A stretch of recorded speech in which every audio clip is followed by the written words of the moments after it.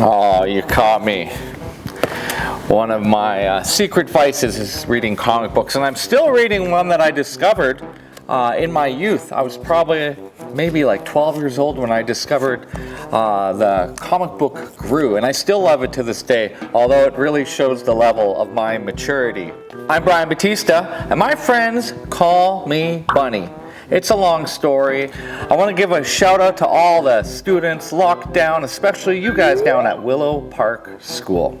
So it's no secret that I love art, but I also love reading books, and I've figured out a way to combine all the things that I love together and to make a good, honest living out of it. You know what they say, if you love what you do, you never work a day in your life.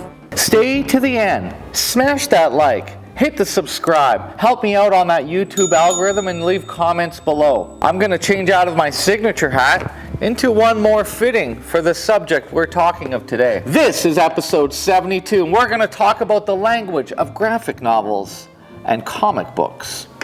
This is part one, Know Your History and Sequential Art. And I had to change my shirt because I'm planning on putting up this makeshift green screen. Oh, the lights.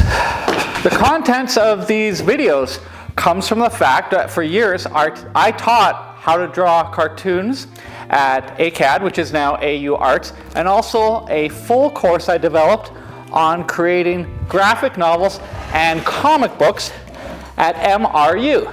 So my objective in what I want to do is to share part of my course structure with you to inspire you and get you interested in order for you to delve and look further into the history or some things you may not have known about that now might interest you. Throughout the video, I'll give you some challenges and some action items that you can perform. And at the end, there'll be a quiz you can take. And if you don't know the answers, you can scan through the video again and find them out for yourself. Let's delve back in time, far back, 32,000 years or more, into human history. We can look at the Paleolithic cave paintings in France as proto-comics. You can see in these earliest examples of art, actions and events developing over a timeline. The Royal Standard of Ur. The art of Mesopotamia has survived the archaeological record from hunter-gatherer societies all the way to the Bronze Age. The Standard of Ur has the first example of friezes which depict scenes from a war and from a banquet. Early records of language come from this time in cuneiform tablets. Now on to Egypt. And if we look at ancient Egypt, they had hieroglyphs, so a written language both of words and of pictures, and they were done in friezes as well, much like our comic books today. What's really cool is the art of Egypt for many, many years was codified, so many makers made the same looking and style of thing. And while I was in Italy, I was lucky enough to visit and see some things like this, Trajan's Column. Trajan's Column is from Greece, from 113 AD, and it depicts on this large column the story of a war, and it spirals around through the top. So if you read around and around, although humanly it'd be impossible because this thing is so tall, you would get the whole long version of this epic story. But if you look down one side, it's almost like each part going up is like the edited version, like the bumper or trailer for a film that gets you interested in seeing the whole thing. It's all the scenes of action. So once again in history, there's a large expanse of time before we see another example of sequential art. And here we come upon the medieval era. And it's not in rock, and it's not on a column, but it's on fabric. In 1066, we see the Bayeux Tapestry. The Bayeux Tapestry maps time from left to right along 230 feet. It's embroidered rather than woven and depicts 50 scenes of the Norman conquest. And why I really like it, it kind of reminds me of that cartoony, goofy style of Gru. I mean, look at these guys riding these really stiff-looking pinata-like horses. And it's not just in Europe or the West. In the New World, there's the pre-Columbian codexes. And what's cool about these is they're very similar to our comic books today. They're in a pictographic language, and the book that was in folded up like an accordion. So they used a really illustrative pictographic language, not so dissimilar to hieroglyphs. They also built pyramids, and I would definitely look in and check out some of the cool cartoony drawings and sculptures that they made. The next great advances in sequential art were back in the West during the Renaissance. In 1504, the artist on my favorite hoodie, Hieronymus Bosch. Hieronymus Bosch created fantastical paintings with sequential narratives, which are prototypical comics.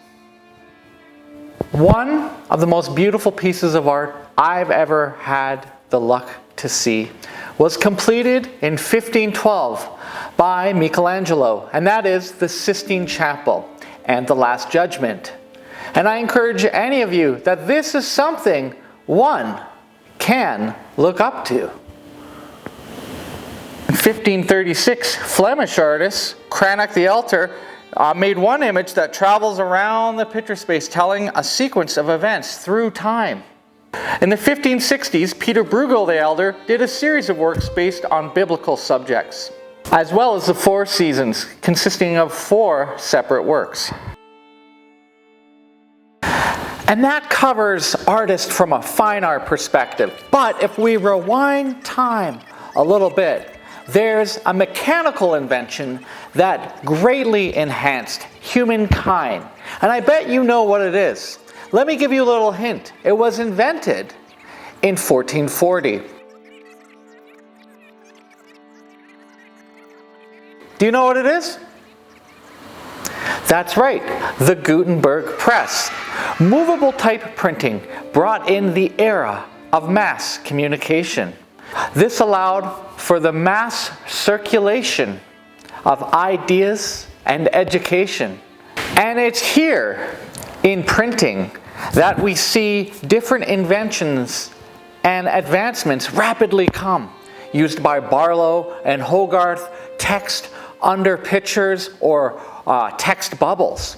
This really changed the way that visual communication raced into the future. With the advent of newspapers and magazines being printed, we see political characterizations, satirizations, and caricature rise to the forefront as comic book artists learn and build on what the others have done before them. In 1826, the Glasgow Looking Glass printed what's arguably the first comic strip.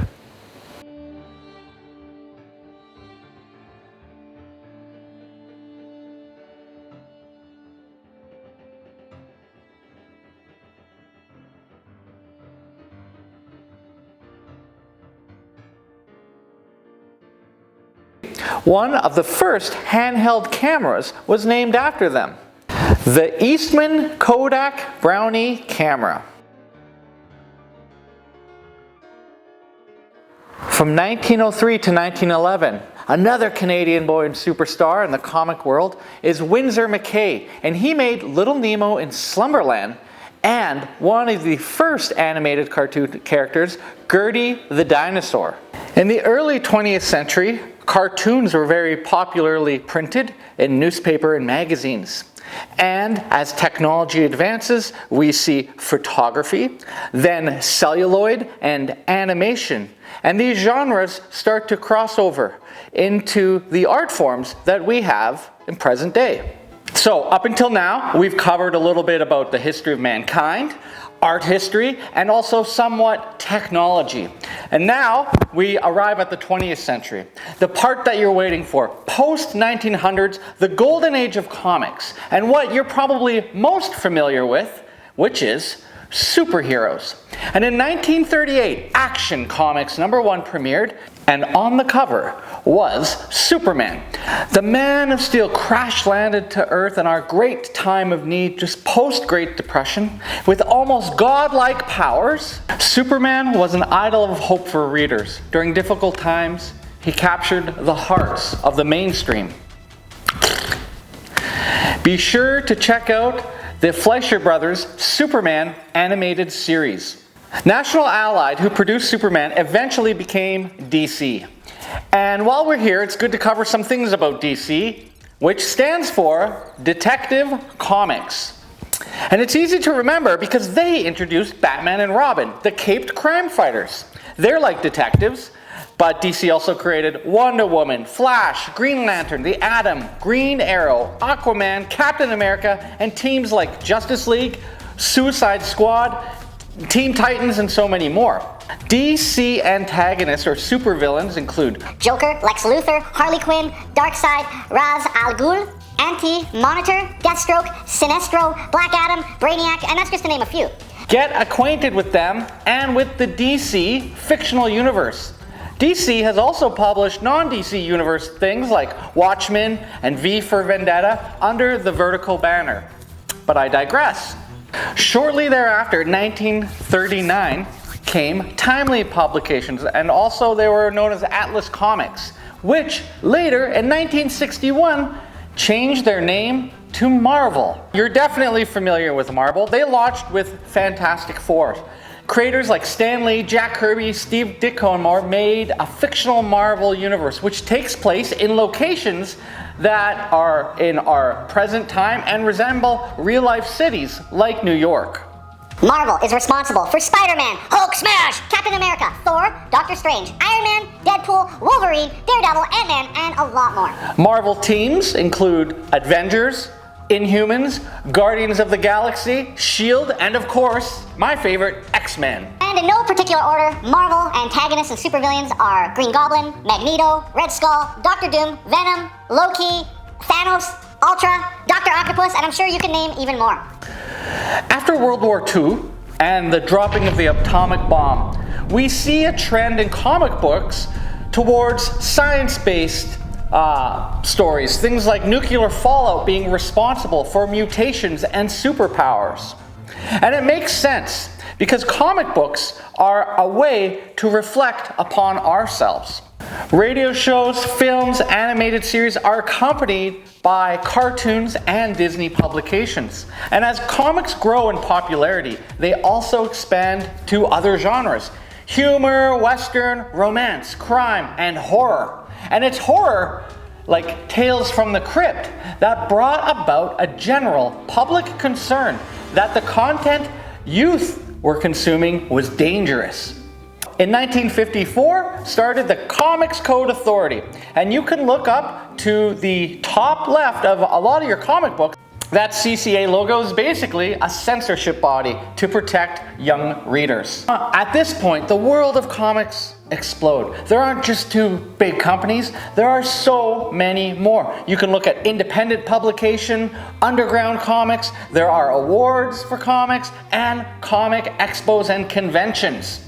I'll leave this up for you to discover as I drop one more Canadian fact. The first comic book shop, called Viking Bookstore, opened in 1966 in Toronto, Ontario, Canada. Big ups! Another Canadian fact. I'm not affiliated in any way or selling anything, but I do want to highly recommend two excellent books by Scott McCloud. They are drawn and explain how to understand and make comics in comic book form. So, if you've got a library card or a little money to put in Amazon during your lockdown and are interested in furthering your knowledge, look into these books by Scott McCloud.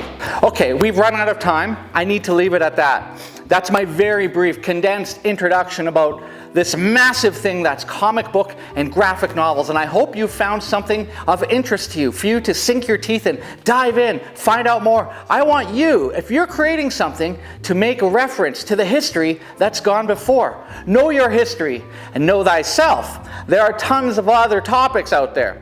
And as promised, at the end, there's also a quiz. So if you can't get the answers right, you may need to watch this video again. I'm going to say that's all for now, but I hope you like, subscribe, comment below, and join me for the next installment. Ciao for now.